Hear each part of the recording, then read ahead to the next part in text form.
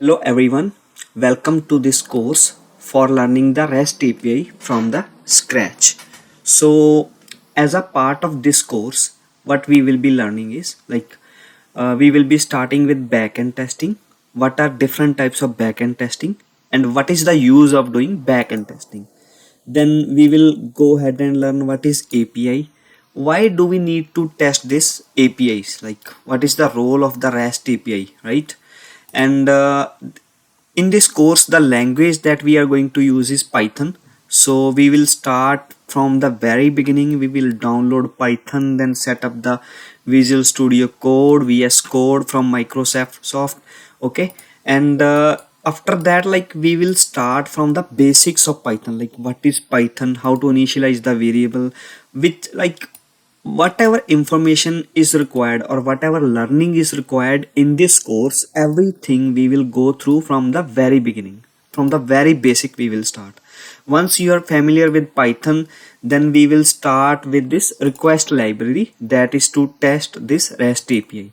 So we will include the various API methods that we use in day to day. Okay, and then what we will do is we will be setting up some reusable components at our project level, like setting the configuration files. Okay, then setting up the global variables so that we can reuse in our framework. And we will be after that we will learn everything on some real time open source APIs so that you can practice. And the three open source APIs that I'm mainly going to use are JSON placeholder, then GitHub. Everyone knows about this, like this is very easy, as well as you will find a lot of material for learning on this API. And then we have this http bin.org that is specially designed for practice. That's a really good, like, examples. They have different kinds of methods, ways to test. Okay, and then we will learn how we can send files or attachments in our API request. Okay, then how we can read and write files in Python. Once we are familiar with reading and writing files, then we will send those files as payloads in Python. Okay, APIs. And then, like, suppose we are sending some API request, it gets redirected to some other server, maybe due to the load or something, right? Or they have set up some new server, so we can check that way as well, or we can stop those redirects. And even we can check the performance or of our API by setting the timeouts. And after that, we will be doing is we will be setting up some session variables to store the login information. You can say the authentication information, to store the cookies.